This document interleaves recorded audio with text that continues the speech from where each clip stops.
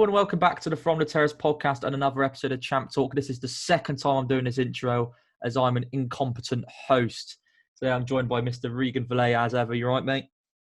I didn't say you're incompetent. You need to stop beating yourself down and pick yourself up. You're great. Oh, thanks, Yeah. mate. Thanks, mate. That is why everyone keeps flocking back to Champ Talk. We all know why it is. It's because I'm here. Anyway, the game's... nothing else on the channel. Huh? Because there's nothing else on the channel. yeah, at the moment. Anyway, the games are coming thick and fast at the moment, and we've got another game week to review and then another game week to preview. First of all, we're going to kick it off with the game that I forgot about last week in the predictions, the Midlands derby between Nottingham Forest and Derby County. It ended 1-1. Regan, give me your thoughts again on the game. Oh, well, for the viewers who didn't hear the first time because someone's just idiocy. Oh, okay, well, idiot now. Go back to reality. Going into because when I told you that you missed the prediction, the first thing you said was, well, we would have predicted Forest, and you're absolutely right, because we don't give Derby any chance, really, any of these games, if they don't have Wayne Rooney in.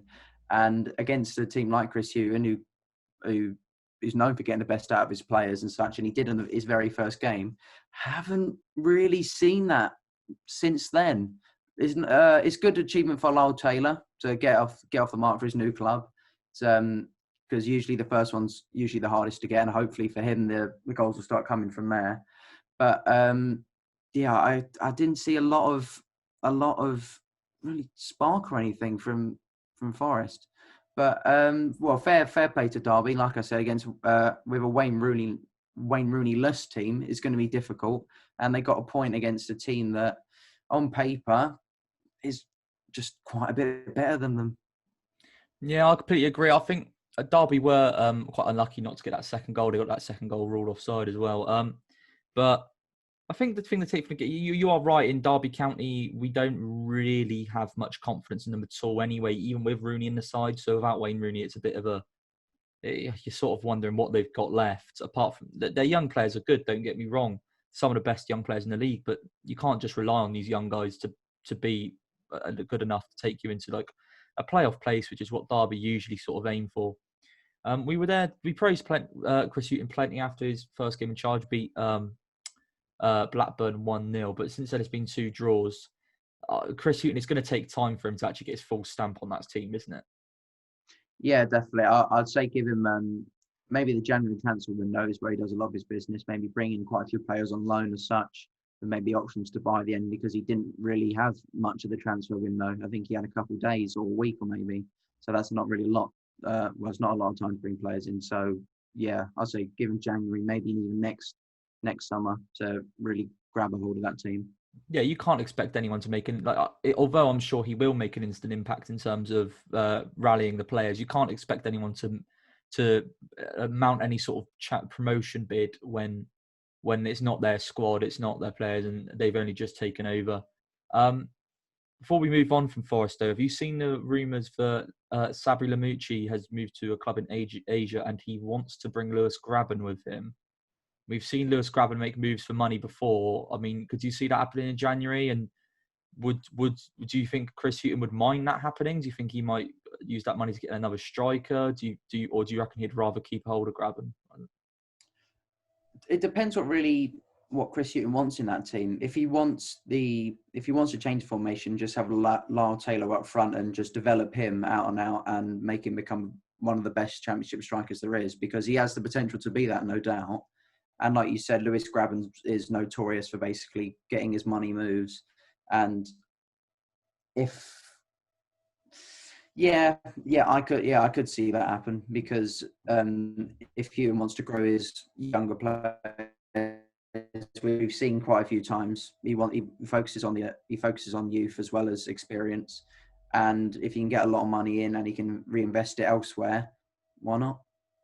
Yeah, I agree. I think really, although Graben is very much what I think is a Chris Hughton player, maybe in style rather than personality.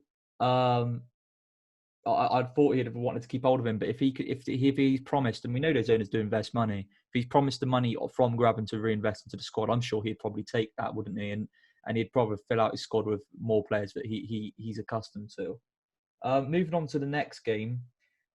Coventry were decent starters, and they come up from League One. And they've still not done badly, but they're starting to get a few poor results. They lost 4-0 at home to Blackburn. Now, me and you both, I believe, put Blackburn to win this game. We quite like Blackburn at the moment, but although Coventry did go down to 10 men, what I mean, before we move on to Blackburn, what are you thinking of Coventry at the moment? Do you think this is just maybe their quality shining through and they'll still be fine, or do you think there's a case to be worried about, or maybe not? I suppose there is some aspects they can worry about, because they're a bit hit and miss. Sometimes they can come out and they'll be extremely solid, and they'll nab draws. They did that against Swansea, wasn't it, last week? I think. Yeah. They got 1-0 against Swansea, and got a draw against Barnsley, and they beat QPR. I want to say. I think that might be wrong, but it's something like that. So there are signs of quality there. There are signs of quality that they can get these results out of games. But then you see other games, like you said, they got played off the park by Brentford. They, even though, like you said, down 10 men, they got played off the park essentially by Bournemouth. So not Bournemouth, sorry, Blackburn. But yeah, it's just a bit.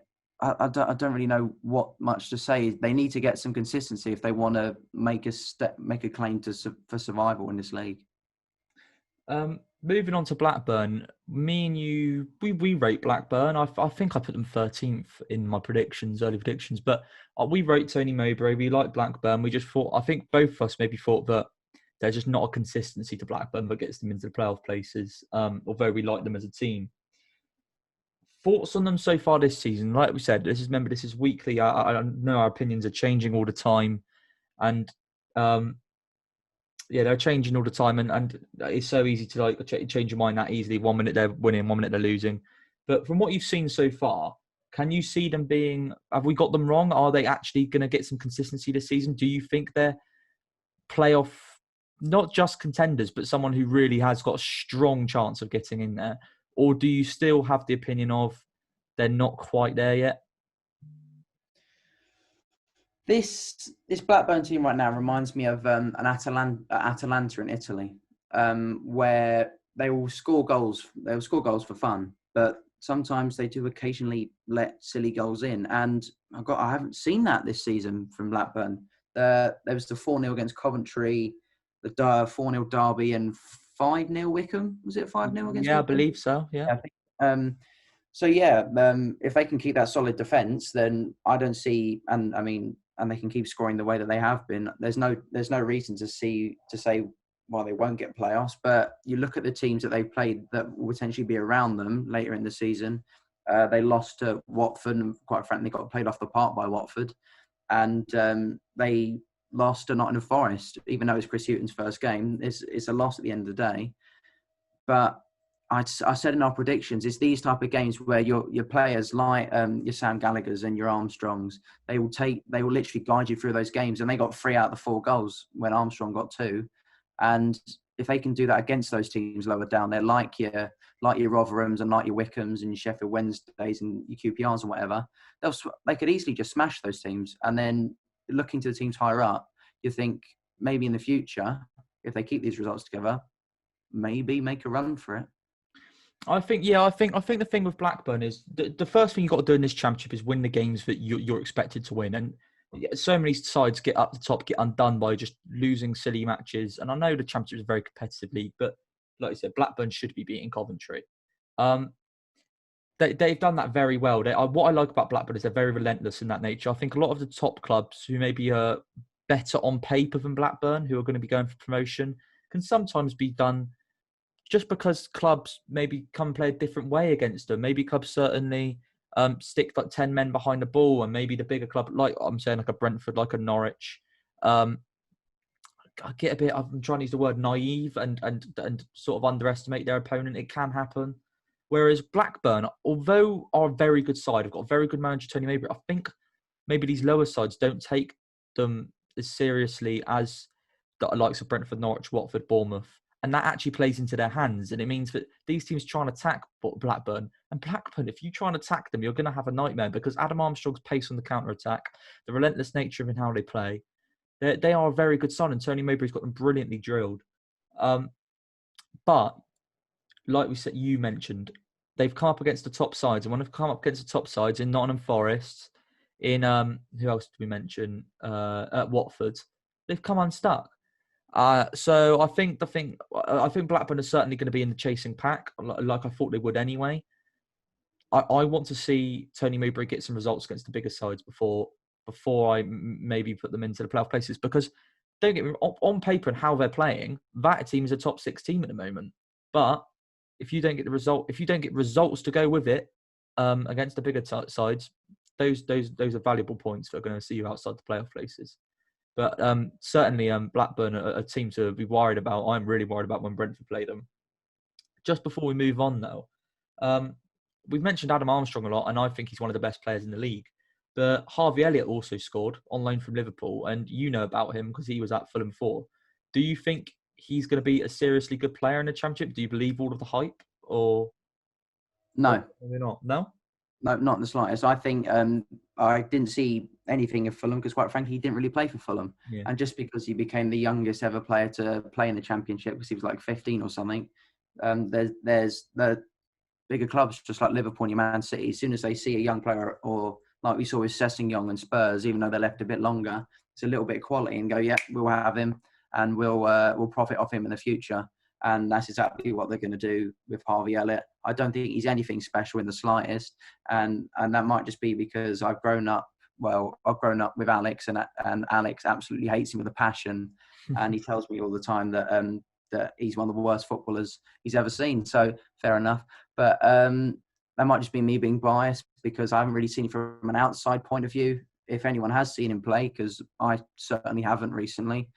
But I mean, I think he's chosen a good team to go to if he wants to further his career, because he's got the experience around him, he's got some youth around him, and he's got a brilliant manager around him as well. And a promotion push for a young player of that age is exactly what you need to further your career. I completely agree on that point. I think that he's gone to a club where there's so many bigger names, like the likes of Bradley Johnson, you've got Daniel Ayala there. Adam Armstrong's the one everyone talks about. And Tony Mowbray is a manager who's not going to let him get too big for his boots. And he has picked the right club there. And I think that, especially if the attacking football they play, he's going to certainly further his career by playing there. And I like that low move. And fair play to Harvey Elliott for that. For making that decision and not just being one of these players who thinks they're too good for the Championship and would rather sit at Liverpool and wait for a chance. I'm going to give the balanced view as well. But I mean, there's clearly Liverpool see something in him. Liverpool fans have apparently said he's been looked quite good when he's come on in certain games. But I do personally share your thoughts that I'm not sure about Harvey Elliott. I'm not sure he is as good as people think he is.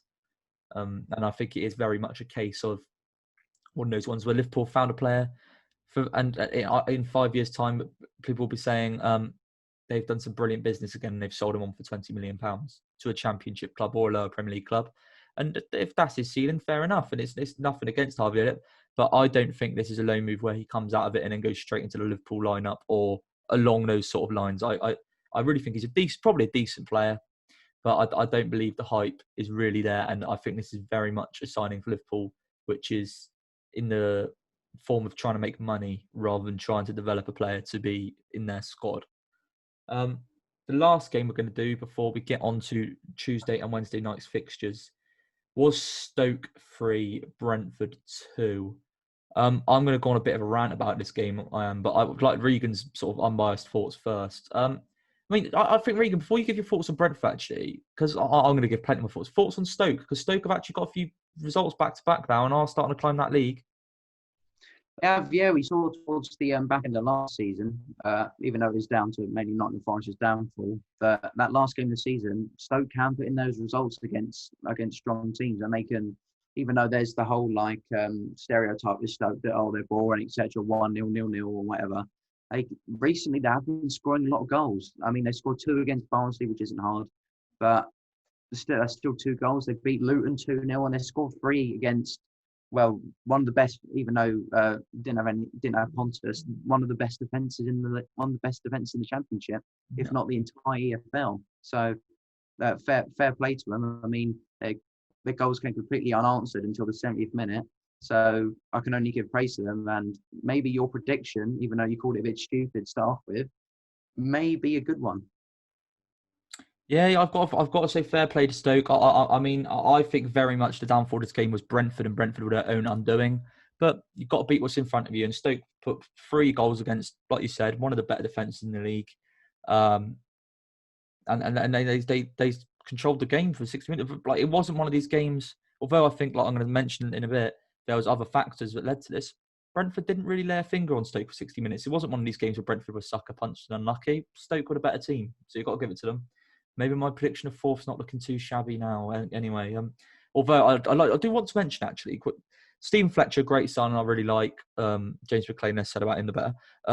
Tyrese Campbell, very good young player in this division. I hope he gets more time, because it just does seem when I look at Stoke that Tyrese Campbell's scoring, and he seems a good little player that's going under the radar, I think, in terms of young players in the Championship. I'm going to move on to Brentford now, though, and we know that I'm very sort of stuck in between on the Thomas Frank debate. I'm so happy for what he's done to the club. He got us into a playoff final. You can't, and although he flopped it, you can't argue that he got us to a playoff final, the best position we've been at in years. A lot of people counter that argument I see on Brentford Twitter with he has been given the most backing out of any Brentford manager in history. So he's expected to come there. He had an unbelievable squad that should have got promoted, which I agree with too.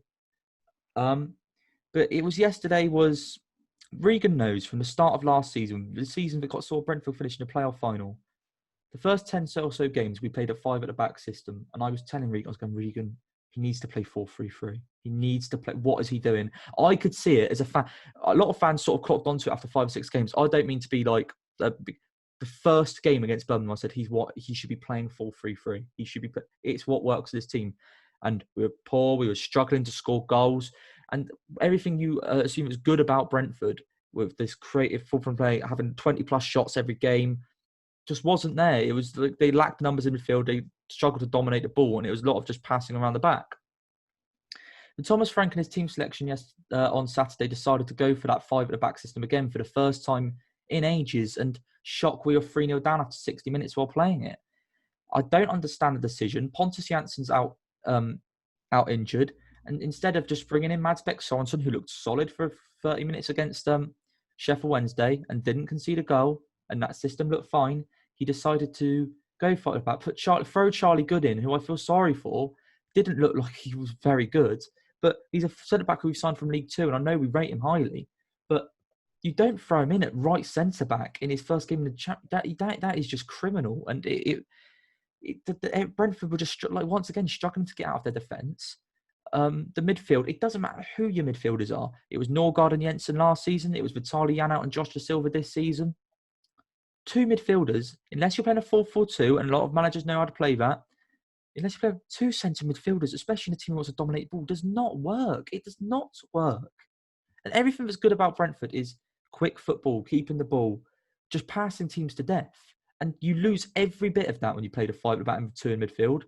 Looked a shadow of side. I mean, if he wanted to go 5 back, even though I still would have disagreed, put Dalsgaard centre half, put Sergi Canos wing back, have someone who's got pace and can get you up the field, like Rico Henry can on the other side. It was absolute tactical suicide, and it was naive from a manager to think that he could change it back to this system, and he wanted to be the star of the show. I think that, and I liked Frank, and he's very down to earth person. But I think he got too big for his boots there. I think he tried to show off and see, oh, look what I can do when my squad is very injury hit like it is at the moment, which is unlucky. But he had an absolute nightmare, and there is no one else to blame apart from Thomas Frank for that performance. It was absolutely terrible. He changes it four at the back with about half an hour to go. We scored 2 goals, nearly bring the game back. I think that just says it all, really. Like I said, he's unlucky. We got Pontus Jansson out injured at the moment. Got Christian Norgard, who was Brentford's best player last season. And people will say Ben Rahman and Hollywood. No, it wasn't. It was Christian Norgard. He was unbelievable. But Thomas Frank committed tactical suicide against Stoke City, and I think he really should have held his hands up for that because he didn't really seem to do that in the press conference. And I'm not one of these people who's completely anti-Thomas Frank, but I just think when he does do wrong, I'm going to criticise him. And that was an absolutely pathetic managerial display. It was awful. He deserved any bit of criticism he got for the game against Stoke. Anyway, Stoke won by 3-2, as I mentioned, and we'll get on to the previews now because I can mention Brentford a little bit more on that. Regan, do you want to just cover last week's predictions and how they went before we get into next week's? Yeah. Well, the only thing I can say for everyone is 4, because that was what everyone got, even our guest Tom Creswell. So he is top of the guests. So well done, Tom. Yeah, I guess by default he's top. With 4, and hopefully when we get more guests on, we can beat that because 4 out of 12, well 11 in this case, is crap. So hopefully, it was. To be fair to us, I think it was quite a strange week, wasn't it? It was definitely very strange week. Right, we'll get on to it then. The first week. Jesus, the first game of the week, the Tuesday night fixtures. The 7 o'clock kickoff is Barnsley versus QPR. Regan, predictions. Oh, what an amazing game to start off. I'll tell you what, this is one of those games that before we get into it, QPR fans, this is one of those ones where they'll be sitting at home, a cup of tea tomorrow night, put the game on their little iFollow, and they'll be thinking, thank God football's behind closed doors, because I would be in Barnsley right now. It is one of those, isn't it? It's one of those ones where you're like, oh, at least I ain't got to travel.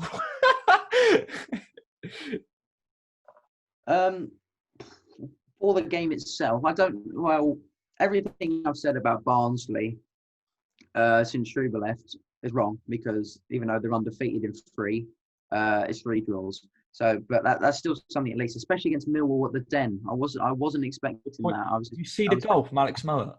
Oh, yeah. Wow. I enjoyed that. That's one of my favourite type of goals. I love that goal. I wasn't expecting that at all. So fair play to them. Whereas QPR, you're 1 goal away from a Karanka scoreline. So it's not really impressive. Then you got rolled over by Preston and then Birmingham. I am going to back Barnsley on this one. I think they can do it because QPR just can't seem to score at the moment, and Barnsley can. So logic dictates it's going to be a draw, but I'm going to say Barnsley. Going to join you with Barnsley on that one. It's not because I particularly rate Barnsley, but they've got a little bit of form together. You can't argue with that. And just QPR, just God, I try and not be too anti-QPR, but they look terrible at the moment. So, I'm going to go Barnsley as well. Now, this is a football match. Blackburn-Reading is the next one. I think screams goals galore, but last time we said that ended up 0-0 between Bournemouth and QPR. So this could be the game of the well at the moment. I think it's the game of the season so far, because Blackburn just can't stop scoring, and Reading are just getting their results when they come. We said beforehand that it'll be interesting how Blackburn do against these higher teams, and it's weird to say that they're against the best team in the league in Reading. Oh God! But I think I still see Reading's team, and I don't see a lot of quality. Mm-hmm. It's just a lot of momentum, and it's a lot of individual performances. But it's that defence that worries me, and because of that, and I like the way Blackburn are attacking. It's like I said, that reference to Atalanta. You can concede 3, but if you're in the mood and you can score 4, you win the game. And so for that reason, sorry, it blanked out a bit there. You're going Blackburn, aren't you? Blackburn. Yeah. I am going to go. See, my head, I agree with you. It's telling me Reading's defence, like we said, I always say, I think it's a bit shaky, even though they haven't conceded loads of goals so far. Blackburn's attack, I'm just seeing Adam Armstrong run at Morrison and Moore, and I'm just like, oof. But you can't argue with how Reading have started. I'm going to go Reading to be different, and my head's telling me, when I look at that football pitch and I look at the 2 teams up against each other, Blackburn, personally, I think Adam Armstrong's great. But like we said, Blackburn have struggled against a better team so far. And I don't think this is just yet the game where Reading fall off. They're playing some brilliant football, and it worries me. I don't want them to win because they're starting to build a little bit of a gap there already. And I know it's early days, but like you get a gap and then you can afford to drop some points. So I'm going to go Reading. Another big game, not technically at the top of the championship at the moment, but it will become the end of the season, you would have thought, is Brentford Norwich. Regan, you have your thoughts on this one first. Norwich look pretty crap against Norwich off the back of 3 wins back to back to back, but all very late goals against poor opposition. So you can get in the results, but are they playing fantastic? And and in my eyes, if there's ever a team that can close out a game in the league, if it's a draw, it's a win, it's Brentford. And even though they don't have Pontus, do you know if is Pontus back for this game? Right, so Pontus and Norgard won't be back for this, but luckily they're not back in too long, so we don't have too many more games to go about them. I think they'll be back in a couple of weeks. This for me is down to what formation Thomas Frank plays, because let's be honest. I'll stop you there, and I know mate. He's not going to go 5 at the back again. If he did, there'd be pitchforks, mate. He can't. He literally can't. He can't do that. It will be 4 at the back. I promise you that. Okay. If he did, clip this up now. If Thomas Frank goes 5 at the back, I will personally go down the Brentford Football Club with a pitchfork and start rioting. That is seriously. I'll go with you and film it just so we can. Get the content. Because if you're so dead set, I'm going to take your word for it. And 4-3-3 against a pretty average team at the moment in Norwich. Like you said, at the end of the season, I think it's going to be different as well. But I'm going to back Brentford. I'll tell you what. If we had Pontus Jansson and Christian Norgard in this game, I think Brentford really, really suit playing Norwich. I think we've got Pontus at the back and Norgard just keep that solidity. Norgard would be... this is why I'm worried about this game now, because if Norgard was there, he would be snapping the legs of Emi Buendia and Todd Cantwell. They wouldn't get a kick, I can promise you that. He would absolutely pocket both of them. But he's not there. And Vitaly Janout I do like, but he doesn't have quite the same defensive sort of maturity as him, and he's only played a few games, so you can't really blame him. So I'm a bit concerned about this, and I'm a bit concerned about our defence at the moment, just because Pontus and Norgard was so big.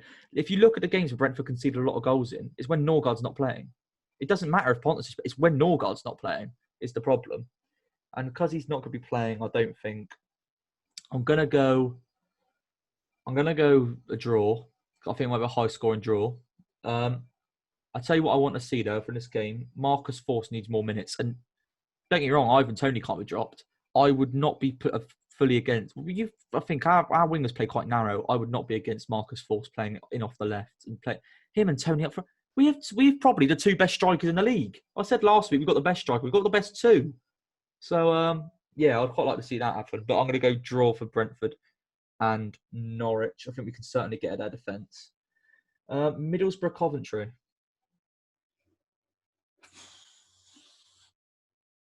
I can only see this going one way. And if Coventry can't score against any team coming up against Middlesbrough, it is, in my opinion, it's virtually impossible that they're going to score against a Neil Warnock team.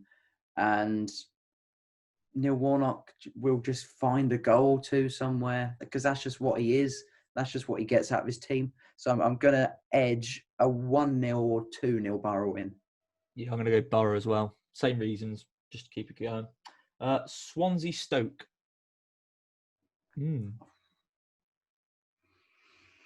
Tough to call. Swansea ain't been great, have they, at the moment? No, they were winning for a large spell away at Bristol City, though, and the penalty City got. Oh, I have enough of Bristol City luck. Unbelievable. But yeah, you're right. Swansea haven't been amazing recently, and Stoke have been better. But they're both pretty similar positions in the league, I believe. So, I do like Swansea, but the one thing I don't like, if I had to choose, is their defence, because I don't think Swansea's defence is very good. No, I agree. And against a Stoke team over the past few weeks we've seen is in getting up to Blackburn level where they can't stop scoring and they concede 3 against, like I said, a very solidly defensive Brentford team against a below average, in my opinion, the Swansea team. I could see Stoke getting the win. So yeah, I'll back the Potters. I don't like agreeing with you, but I can't just change my mind for the sake of it. I'm going to go Stoke as well. Swansea, like I've said, I'm not just jumping on this hype, for they've still had a decent start. Don't get me wrong, but I was never a team or player person that fully backed Swansea. At all. Don't like their defence. I think Stoke suit playing Swansea. Can see Stephen Fletcher peeling off that back post. You can just see it now, and I'm going to go Stoke as well. But one thing that does worry me about Stoke is Swansea don't know how to pick a pass. They're a good football inside, and Stoke's defence opened like the bloody Red Sea against Brentford those last 30 minutes. It looked poor. So I am going to go for Stoke. Yeah, I'm going to go for Stoke.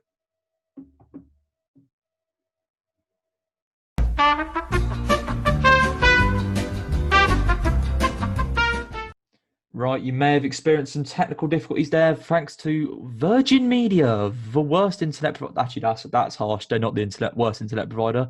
I've had PlusNet before. So anyway, let's go on to the next game. It is Wycombe Wanderers versus Watford. Jesus. Well, there goes the PlusNet sponsorship I always wanted. Sorry. Thanks for that. I don't know why, but I have a suspicion that this could be the game. No. I thought it was, no. It's just the way that Wycombe were playing. I'm just like, could it? But I think I'm going to go with my head more than my stupidity, and I'm going to say that Ismail Assar may score 6. So I'm going to go Watford. Well, the only thing I disagree with you is Ismail Assar might score 7. So I'm going to go for a Watford win as well. Moving on to the Wednesday games. Huh? Imagine he doesn't score. No, he probably won't.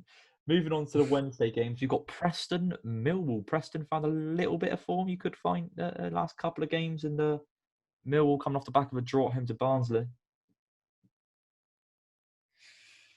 Yeah, Preston were very good against Huddersfield because Huddersfield were on a little bit of a run themselves and they were playing very good football, and Preston just stopped them in their tracks. And that's the whole reason that I predicted Preston and you two didn't, is because I think in those games they just have a little bit of class. Preston, And they just have some of those moments. Preston seem to be able to, so far this season, stop the footballing sides from playing.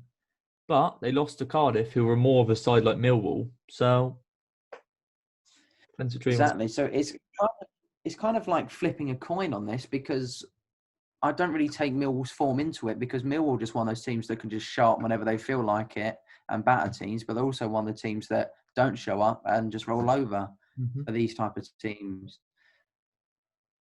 I literally cannot decide. So the only logical explanation is a draw. So that's what I agree with you. I'm going to go draw.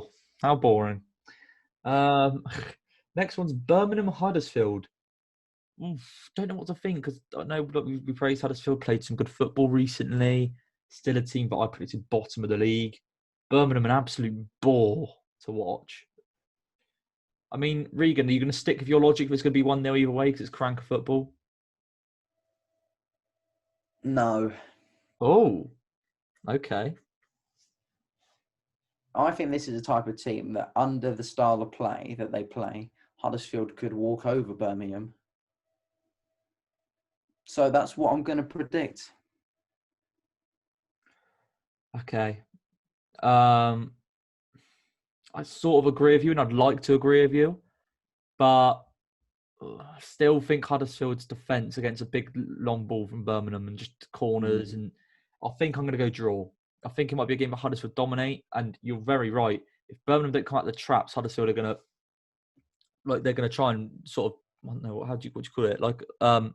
Frustrate them and sort of strangle them, but yeah, I don't know. Like when with these teams who try and play football, if they're one of the weaker ones, like Brentford always used to be, you can see like a team like Birmingham just getting such an easy, cheap goal. So I'm going to go for a draw on that one to be different. Bournemouth, Bristol City, 2 of the pace setters at the beginning. Yeah, this is another good game here. City are about a winning 3 now, back from the international break. Yeah, Bournemouth left it the latest of late could ever be At Watford. against Watford, but it's a point at the end of the day. And like you said, Bristol City just don't look like the team that they did before the internationals. I feel like against a team that will happily set pace throughout the whole game, I don't think Bristol City will be able to cope with that. Because they're in a bit of a rut. I mean, don't get me wrong, this could easily be a game where this is a type of game where Bristol City could get out of a rut and start can be. But I like the way Bournemouth are playing, and I think that to get a result against arguably the best team in the league right now, Watford, in my opinion, best team in the league, I like Bournemouth's chances. So I am going to back Bournemouth. Bournemouth and Bristol, interesting games. Bournemouth and Bristol City systems very match up quite a lot. They both play three at the back at the moment. I don't know how to go with this one. Bournemouth have got more quality. I like Bournemouth, but everything tells me about the game and Bristol City being in bad form. It tells me that Bournemouth should beat Bristol City. But Bristol City, this is the sort of game they usually get results out of. They do get results out of these games. I'm just trying to think of that matchup between Bournemouth's back three and Bristol City's front two, and whether I think Bournemouth's back three will win that battle. You know what? I'm going to go draw. Pretty boring. I'm going to go draw. Think there could be a few goals in this one. Yeah, I think Bournemouth's midfield is just so much better than Bristol City's. I feel Bournemouth will control the game, but I can see Bristol City with those early crosses and all that getting in behind, and they certainly put numbers in the box. So, which is Bournemouth traditionally been their weakness. So, I'm going to go for a draw in that game. The next match is Derby Cardiff. Oh my God. Cardiff can't seem to get really any goals, to be honest. I think they've scored like 2 or 3 in the last 4 or 5. Yeah. Which is slightly concerning. And if I'm not mistaken, I believe Wayne Rooney might be back for this game for Derby. I probably should have chatted. I'm not sure, in honesty. I'm going to go for... If he's not back this game, he's back on the weekend, 100%. Yeah. But in my opinion, my prediction will be solely based off if Wayne Rooney plays. Because I think Wayne Rooney's type of player, if he comes back into a team, he will inspire you to a win, essentially, no matter who's around you, especially against a team that can't really score. I'm afraid you're going to have to make an ill-informed decision on that one, though. You're going to have to just guess. Yeah. You know what?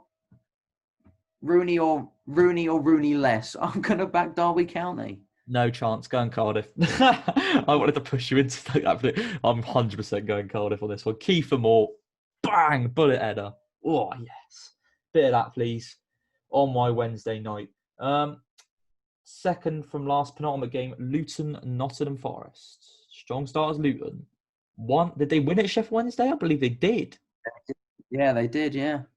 Go on, Luton. I didn't predict that at all because Sheffield Wednesday, I say every week, they've got something to play for, and Luton just seemed to control the game and got the 3 points. I mean, that's what I see that with Luton and Nathan Jones a lot.